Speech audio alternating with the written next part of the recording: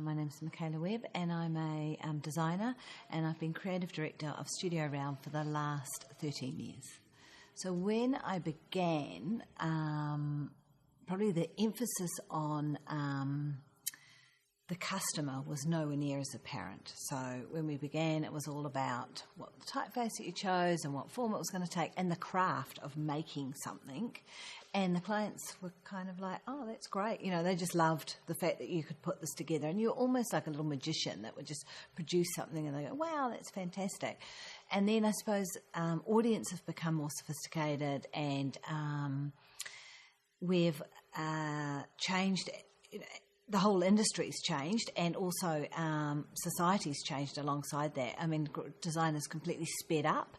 Marketing's become a much bigger player in our field. So whereas before you were always dealing with the CEO at the top of the organisation, then all of a sudden in the 90s, all of a sudden these marketing departments were getting put in place, and you'd have to deal with these marketers and not the CEOs of the organisation. And so all of a sudden your role changed. So you were, instead of a role where you were actually talking to the CEOs about business problems, you went into working with marketing department just doing communication outputs.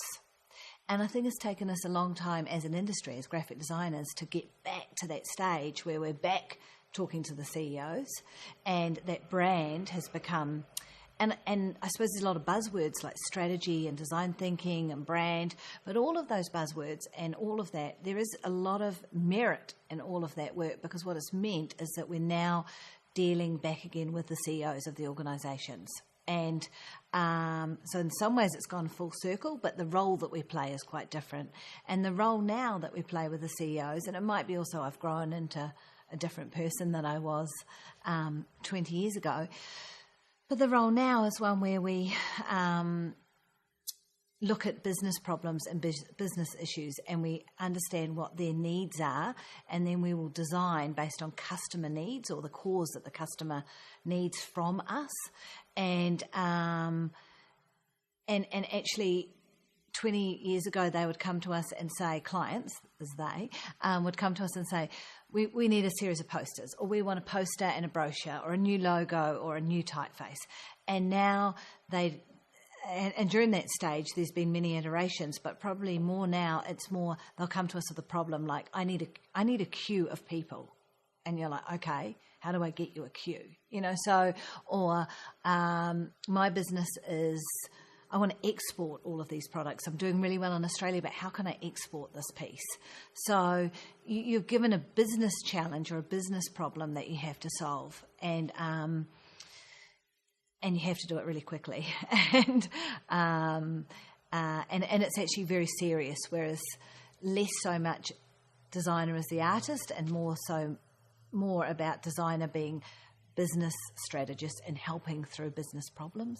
I think bigger than graphic design, the history of any place is hugely important to designers. If we're understanding how we're going to communicate to the audience in that place or to the people of that place, we need to understand what those people have actually gone through or what their history is. And so I think history of graphic design definitely helps us with understanding where design has gone and what role it's played through the history of a place. But to be honest, I don't have a huge background in Australian graphic design. I probably have more New Zealand graphic design, and then English, because that's just where New Zealand and Australia look to a lot, you know. And I don't think when I was studying there was a huge lot done on the place that you were in, the history of that place. We always looked further afield at the Wim Kraus or the Ben Bosses from Holland, or the history of Dutch, English, or even American design, because there wasn't a lot published on the history of our own places. And the only way you could find that out was to go and meet designers that were older and actually have a conversation and talk and get a bit more in depth about their kind of past and what they've gone through. And I've worked with a mentor on and off for 20 years who's an amazing designer, and he's now 65. And he'll often talk about what it was like or the history of it. And I love finding out about that, because there are lots of cyclical things that go on in our industry and finding out about that. But I think that the most important thing we need to get a lot better at doing as designers is understanding the history of the place that we're in and understanding the context, because quite often we will look, because we were trained in that way, we will look outward from our place to what goes on in other places, so overseas, and try and take that back to our place. And we don't do any. We're doing the place a disservice, and we need to actually understand the people of this place and what their needs are versus what people overseas need. And I think that's something we're trying, as a studio, we're trying to get a lot better at, and we have to pull ourselves up all the time, because it's really easy. It's much easier to go online and go, oh, look at that, that's happened. What an interesting model, that's great. Let's show the client that, because they're going to go for it, and we'll be able to get a great job across. But it's harder to actually convince the client about the people from this place. But if you can do that, the work is stronger for it. I believe the work's stronger for it. So I suppose graphic design history for me is important, but also just context and place history is equally as important. And the vernacular that you're working with is really important. So for us, we've done a lot in the cultural sector over the years, and so we spend a lot of time working on the history of the cultural sector in Australia, or we've been working with a lot of restaurants in the last 5 years, and so we spend a bit of time looking at where food has come from in this country and where food might go to, so we can understand the position that we're playing in right now, alongside, the practice of work that we do. If that makes sense. And when you look back, and if you do a collection of work, you can definitely see really interesting threads across all of that work, and it's only when you're outside of Australia that you actually get a sense of that. So 2 years ago, I judged the D&AD in London and was one of the branding judges, and it was really interesting cultural context and place, because there were judges from all over the world. There was only 6 of us, but from all different pockets of the world. And so there was someone from LA, there was someone from London, there was myself from Australia, and then Copenhagen, Vietnam, and India. And so this designer, she was from India, and she was moving to IDEO in New York. So she'd done time in New York and in India. So what was really interesting was when we were judging the work, we could really give a sense of the places that the work had come from. And what was really interesting for me was to see if I could spot Australian work in amongst it, and I was able to see that, which was interesting. I don't know if I would be able to say what that really was, but there was definitely a bit of warmth to it, and it was definitely derivative from English design. There was sense of humour. The English work had a drier sense of humour, so tone definitely played its part. And the Australian work often had a little bit more, there was a freedom to the kind of work. There might have been some sort of marks or some, some different sort of techniques. So there was a little bit more compared to something which was a Japanese project, which was absolutely beautifully done, but might not have any sense of humour to it. And then the judges from India and Vietnam they would not have been able to tell the difference between Australian work, New Zealand work, and English work. There's just no way, because they wouldn't have been able to see the nuance in those different cultures, and they even struggled when it was English work to understand the sense of humour. So it was really interesting when you're judging and they're going, but we don't get it. And it was the GF Smith paper promotion that Made Thoughter did, and there was lots of little bits of English humour in amongst it, and I think by being a designer from Australia and New Zealand, we were able to pick that up, and we were like, oh yeah, I get it, and it's beautifully done and it's really clever. But the other judges were like, just looks like Helvetica, and it's not really, and what social good is that doing? Because they were really interested in what was the social good of the work. So I found that in the world there is so many different forms that our industry can take, and it's quite different in each place. It was really interesting. But we are very closely aligned to our to that English and Dutch kind of sensibility, I suppose. You can definitely sometimes see when work is done by either a male or a female. But I do think that in the future that's going to be harder and harder, or I hope that's going to be harder and harder. Because I think in the past, and maybe it's when you see work at both ends of that spectrum that you really see, oh, that's a really, really feminine piece of work and it's got a real feminine tone to it and it's very, you could describe it in a way that's quite delicate, or there's a kind of intricacy.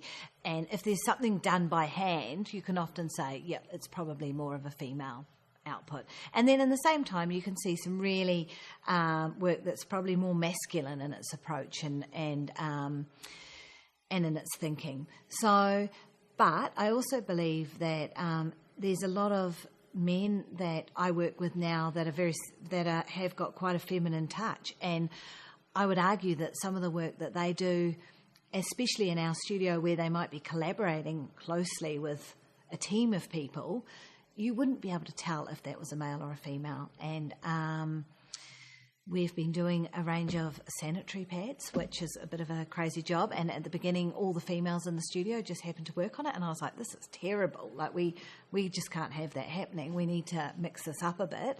And we've had males working on it. And I don't think, looking at it now, you wouldn't know who had actually produced that work, because it's actually really spot on for the customer of that client. So I think in the past we never, like the question at the beginning, in the past we never focused so much on what the customer's needs were. It was a lot about our needs as these commercial artists producing this work. And now we're far more there trying to solve business problems, and we're looking at customer needs. Like, we're really kind of going, what does that customer need from me? And what do I need to do to give that customer a vernacular or something that they can actually align to? And so the gender is not so apparent in work that I think we're producing now. But there is always spectrums of that work. And again, when I was judging, you can often see when you're judging maybe if that was a more male-based studio or a more female-based studio. So you do see it a bit. Being part of AGDA was a huge... and it was something very I hadn't really planned to do. And David Pidgeon and Andrew Ashton and Brett Phillips, so from 3 Deep, and came to me and said, we want to actually overhaul the whole Victorian Council, which was quite a big task. So it wasn't a case of just getting onto the council. They were saying, we want a completely new way of people, and do you want to come on board with us? And I think and Simon Pemberton was part of that group as well. So that's that group. And so at the time I was kind of thinking I have to do it because there's no... I'm not going to let it be a boys' club. And I think also AGDA had been, in the past, mainly men on the actual council. So so I said yes to it, and then kind of completely regretted it straight after, because it became this really aggressive task where we had to get enough votes to kick the whole current council out. And I think I was kind of like, I didn't expect to do this. These guys are given a lot of time, and I'm going to arrogantly go, we can do it better, and we want to be part of the council. So, and it wasn't. They said to us, "You can join us," and we were like, "No, we're not joining you. We're going to take over," and we won by about 2 votes. And I remember just feeling sick that night, but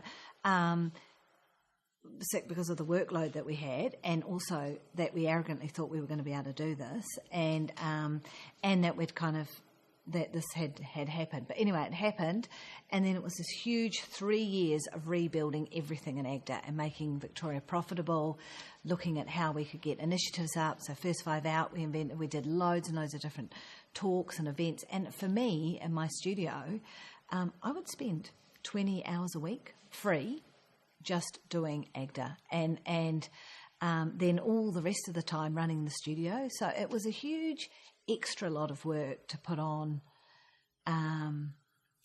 that you were actually doing for free, but the actual contribution it made was, and I can only see the benefits really now, were huge. And one of the things that we really set out to do was try and have stop pitching in our industry. And it's still something we're all really passionate and all really united about. So since that time, I've done some mentoring. I mentored David Constantine from Studio Constantine. I've been on the Tractor board. I'm on the Design Hub board and the Ian Potter board, but I'm on lots of boards to try and stop this idea of designers just doing work for free and pitching for work. And so that kind of idea of starting AGDA, if I hadn't have been on that council, it wouldn't have been a ball that I could start to actually understand how that could roll. And lots of people have been able to get on and join us. So, and Andy Hoyne's done a lot of work in the free pitching policies. I was on a talk last year that you were in. You were there, actually. I was at a talk last year at Monash, and they were talking about how hard it is in the architectural industry, that pitching's still very much part of the industry. Well, it was here 10 years ago. And it's not so much anymore. It's, in fact, even we've been able to make a difference with the Victorian government. I went on the advisory board for government, spoke to them about what we needed to do with stopping pitching.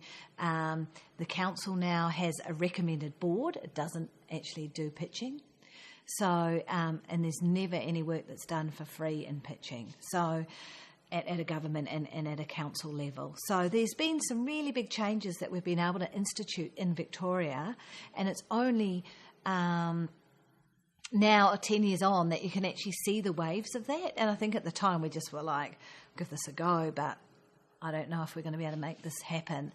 And the great thing with the council at that time, Diane Wells was in the council, there was a really great group of us who were really trying to make a difference, and we would often be the ones that were asked to pitch against each other. So we were able to go, let's all just say no.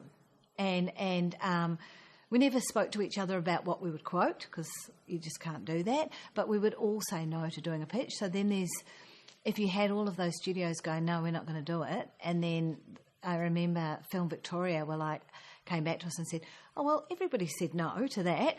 We'll try another tactic. So it actually it all brought us together, which was huge in our industry. And I don't think that's happened in a lot of other industries.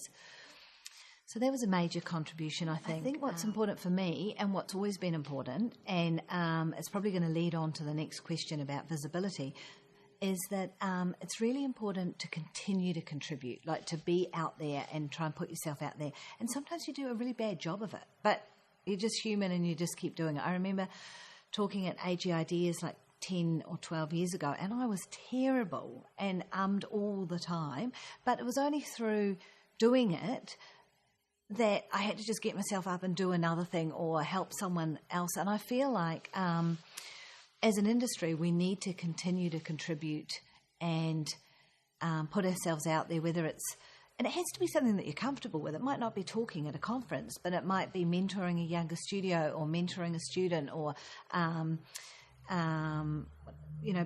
sitting on a board or writing a piece. There's always these things that we need to be able to do to strengthen our industry and our role that we play in the kind of the world that we live in, so that designers actually have a voice, because otherwise we are going to become completely invisible. I think the benefit is that you have a voice in the industry and your clients start to recognise that you've got that voice. So they listen, they're actually there to listen to you and go, okay, if they're saying this, we better listen, because they obviously know what they're talking about, because you have got more visibility. I think there's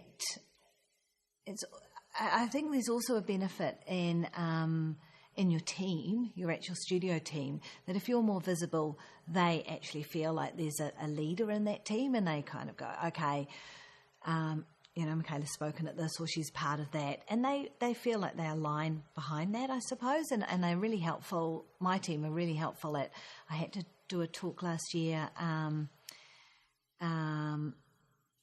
which I've just forgotten what it was called, but it was part of the AGDA Awards, and it was a debate,